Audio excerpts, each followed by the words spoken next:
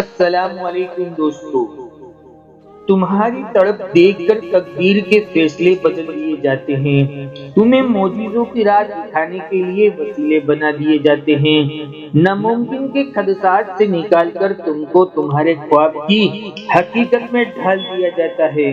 جب تمہاری تکلیفیں گہری ہو جاتی ہے، جب تمہارا دل نا امیدی کی راہوں کی اور بھٹکتا ہے، جب برداشت کرتے ہوئے صبر کا دامن چھوٹنے کو ہوتا ہے، اس وقت جو دل سے دعائیں نکلتی ہے وہ دعائیں آسمانوں میں کھلبلی مچا دیتی ہے۔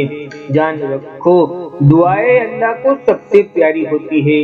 وہ ٹوٹی پھوٹی دعائیں جن کو جوڑنے کے لیے ہمیں الفاظ ہی نہیں ملتے، جنہیں ترتیب دینے کے لیے ہمارے پاس ہنر ہی نہیں ہوتا، وہ دعائیں اللہ کی سب سے لاڈلی اور پیاری دعائیں ہوتی ہے، کیونکہ وہ اللہ جانتا ہے کہ آپ نے یہ دعا درد کے کس مقام پر پہنچ کر مانگی ہے اور کتنی تڑپ کے ساتھ مانگی ہے۔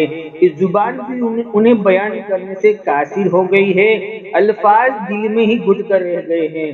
جان رکھو، اللہ کو اپنے بندے سے بڑا پیار آتا ہے جب اس کا بندہ آدھی ادھوری دعائیں کر کے کہتا ہے، اے اللہ، اب میں کیا کروں، اب میں کیسے کہوں، کیا مانگوں؟ اے اللہ، تو سب جانتا ہے نا، میری خاموشی کو تو سمجھتا ہے نا۔ یعنی آپ نے یہ مان لیا کہ وہ سب حال دل کو جانتا ہے، تو پھر اللہ بھی کہتا ہے، لو، پھر میں بھی مان گیا اور سن بھی لیا، میں نے اب تیار ہو جاؤ کہ میں عطا کرنے والا ہوں، تمہاری ساری بے ترتیب دعاؤں سے تمہارے نصیب کو ترتیب دینے والا ہوں۔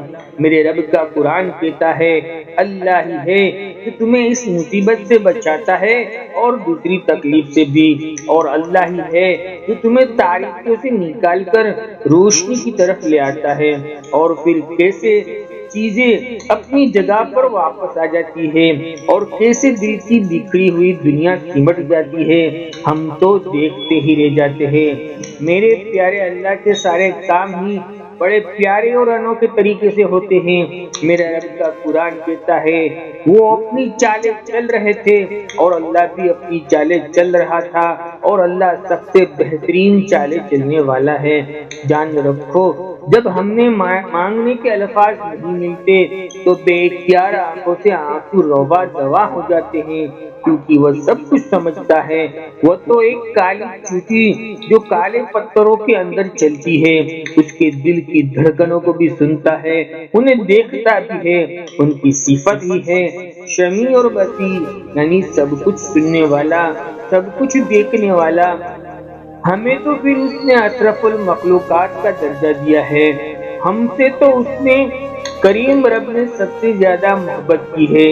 نبی کریم صلی اللہ علیہ وسلم نے فرمایا، اللہ اپنے بندوں سے بے حد پیار کرتا ہے، اگر وہ اپنے بندوں سے پیار نہ کرتا تو اپنے نہ ماننے والے کو ایک گھونٹ پانی کا نہ دیتا۔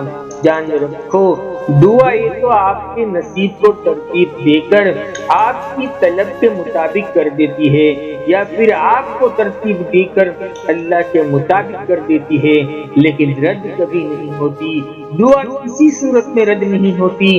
آپ سے دل سے دعا مانگ کر تو دیکھے کہ وہ کیسے اپنے کن کے وسیلے بناتا ہے، کیسے عرش الہی سے اپنی رحمتوں کے دروازوں کو کھولتا ہے۔ میرے رب کا قرآن کہتا ہے، اس نے تمہیں وہ سب کچھ دیا جو تم نے مانگا، اگر تم میری نعمتوں کو شمار کرنا چاہو تو نہیں کر سکتے۔ حقیقت یہ ہے کہ یہ انسان بڑا ہی ناشکرا ہے۔ بس اتنا جان رکھو، کب ملے گا، کیسے ملے گا، کس راستے سے ملے گا، یہ سب آپ کے سوچنے کے سوال ہی نہیں ہے۔ جب آپ اللہ سے مانگ رہے ہو نا، تو اس کا مطلب تو یہ ہے کہ آپ کو ان سب سوالوں کے بارے میں سوچنا ہی نہیں چاہیے، کیونکہ دعا کا مطلب ہی دلی سکون ہے۔ ہر خوف سے بڑھ کر اللہ پر یقین ہو، اگر راستہ نظر نہیں آ رہا ہے پھر بھی اللہ پر یقین ہو، کیونکہ یقین وہی کہلاتا ہے کہ راستہ نظر نہ آئے پھر بھی اللہ پر یقین کامل ہو، جیسے حضرت موسیٰ علیہ السلام نے کیا۔ آگے دریا ہے، کوئی راستہ نہیں، پیچھے فرعون کا لشکر ہے، پھر بھی حضرت موسیٰ علیہ السلام کو یقین تھا کہ میرا رب میرے ساتھ ہے، وہ ضرور کوئی راستہ نکال دے گا، اور اللہ نے ایک نہیں پورے 12 راستے نکال دیے دریا میں۔ حضرت سعد بن ابی وقاص رضی اللہ تعالیٰ عنہ اپنے 60,000 ساتھیوں کو لے کر جا رہے ہیں، راستے میں دریا آ گیا، دشمنوں نے کشتی اور پل کو بھی توڑ دیے۔ آپ نے دعا مانگی اور کہا کہ دریا میں اپنے گھوڑوں کو ڈالو، اور اللہ نے دریا کے پانی کو ان کے لیے پل بنا دیے۔ اس لیے بس اللہ سے مانگو، خوب مانگو، ان کی شان سے حساب سے مانگو، وہی دے گا اور بے حد دے گا انشاءاللہ۔ اور اب سنو، جب دعائیں سن لی جاتی ہیں نا، جب دعاؤں پر کن فرما دیا جاتا ہے نا، تو سب کچھ نواز دیا جاتا ہے۔ بات صرف یقین کی ہے کہ آپ کے دل میں قبولیت کے بارے میں کچھ بھی شک نہ ہو۔ آپ کا رب تو مالک معجزہ ہے، معجزہ کرنا اس کی شان ہے۔ جان رکھو، تمہارا وجود بھی کسی معجزے سے کم نہیں ہے۔ اپنے آپ ہی کو دیکھ لو، اتنا پرفیکٹ بنایا ہے تمہیں، اللہ نے ہر چیز سے نوازا ہے تمہیں، دن بھر تمہارے گناہوں کو دیکھتا ہے، اور وہ محبت کرنے والا رب صبح ہوتے ہی تم تک اپنا رزق پہنچاتا ہے۔ کیا یہ تمہارے لیے معجزہ نہیں ہے؟ وہ اللہ جو تمہارے عیبوں کو تمہارے چہروں پر ظاہر نہیں کرتا، سب سے چھپا دیتا ہے، کیسے معجزہ نہیں سمجھتے تم اسے؟ اب کافی لوگ پوچھتے ہیں کہ معجزے ہوتے کیا ہے، کب ہے؟ تو سنو، معجزہ کی پہلی شرط ہی یقین ہے، کیونکہ یقین رکھنے والوں کے لیے معجزے وجود میں آتے ہیں، مائل دلوں کے لیے معجزوں کا وجود نہیں ہوتا۔ معجزہ اللہ پر پختہ یقین مانگتا ہے۔ جب تک تم جلد بازی نہیں کرتے ہو، اس پر یقین رکھتے ہو، اپنے سارے کام اس کے حوالے کر کے بے فکر ہو جایا کرتے ہو، اور آزمائش آنے پر سوال نہیں کرتے، شکوے نہیں کرتے، بلکہ دل کو اطمینان سے بھر کر رکھتے ہو کہ میرا رب تو کچھ بھی کر سکتا ہے، وہ 6 دن میں پوری کائنات کو تخلیق کر سکتا ہے، اس کے لیے تمہاری مشکلات کو ختم کرنا کوئی بڑی بات نہیں ہے۔ وہ حالات ایسے بنا دیتا ہے کہ جب تمہیں لگتا ہے کہ اب تو کچھ بھی نہیں ہو سکتا، اب سب کچھ ناممکن ہے، جانتے ہو وہ ایسا کیوں کرتا ہے؟ تاکہ تمہیں اپنے معجزوں کی شان دکھائے، تاکہ تمہیں بتا دے کہ میرے بندے، تو مجھ سے مایوس ہو رہا تھا، لیکن میں تو تیرے لیے وہاں سے راستے بنا رہا تھا جہاں سے تو سوچ بھی نہیں سکتا تھا۔ پتا ہے، معجزہ اللہ پر یقین کو پختہ کرتا ہے۔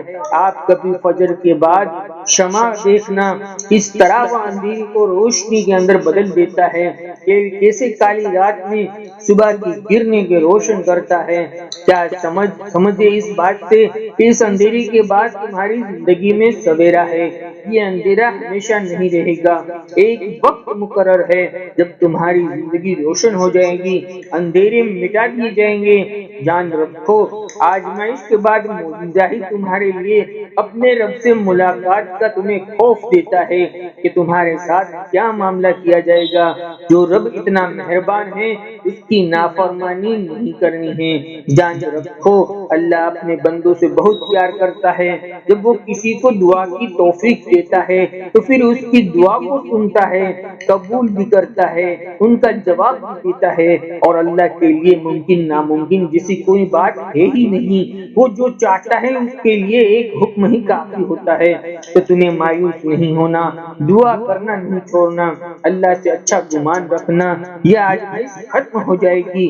جب اللہ نے تمہارا نصیب لکھا تھا نا، تب اللہ نے اس آزمائش سے نکلنے کا راستہ بھی لکھ دیا تھا، بھلا اب بھی وہ تمہیں نظر آ رہا ہو یا نہ آ رہا ہو۔ جب دعا کی توفیق نصیب میں لکھی تھی، کبھی قبولیت کے اسباب بھی نصیب میں لکھ دیے تھے۔ سنو، دعا کبھی بھی عام نہیں ہوتی۔ ہم میں سے بہت سے لوگ اس کی اہمیت کو سمجھتے ہی نہیں کہ دعا کی کیا اہمیت ہے۔ دعا کے بارے میں آپ کو پتا ہے اللہ کیا کہتا ہے کہ جب اس کا کوئی بندہ دعا کے لیے ہاتھ اٹھاتا ہے نا، تو اللہ کو حیا آتی ہے کہ وہ اس کو خالی اور نامراد واپس لوٹا دے۔ جان رکھو، اللہ تعالیٰ کے خزانے لامحدود ہے۔ آپ دعائیں کر رہے ہیں، آپ کو توفیق مل رہی ہے، یہ نہ سوچے کہ کیا ہوگا۔ آپ کی دعاؤں کا بلکہ یقین کر لے کہ اللہ نے آپ کے نصیب میں کوئی بہتری لکھی ہے تو دعا مانگنے کی توفیق ملی ہوئی ہے، تمہارا رب دیتا ہے۔ میرا بندہ جب بھی جہاں کہیں بھی مجھے پکارے گا میں اس کی دعاؤں کو سنوں گا بھی اور ان کا جواب بھی دوں گا، اور جو اللہ سے دعا کرتے ہیں نا اللہ اس کے ساتھ بہتری والا معاملہ فرماتے ہیں۔ ہماری آپ سبھی بہن بھائی کے لیے دل سے دعا ہے اللہ آپ کی مانگی ہوئی ہر دعا کو جلد سے جلد قبولیت کے صرف سے نواز دے اور آپ کی آنکھوں کی ٹھنڈک بنائے۔ دوستوں گزارش ہے کہ بہت کم دوست کامنٹ کر کے جاتے ہیں، ایک اچھا کامنٹ ضرور کرے جو ہمیں حوصلہ افزائی کرتا ہے، ہماری باتوں کو پورا سن رہے ہیں۔ جزاک اللہ خیر۔ زندگی رہی انشاءاللہ پھر ملیں گے ایک اور نئے ٹاپک کے ساتھ، تب تک بندے کو اجازت دیجیے، اللہ حافظ۔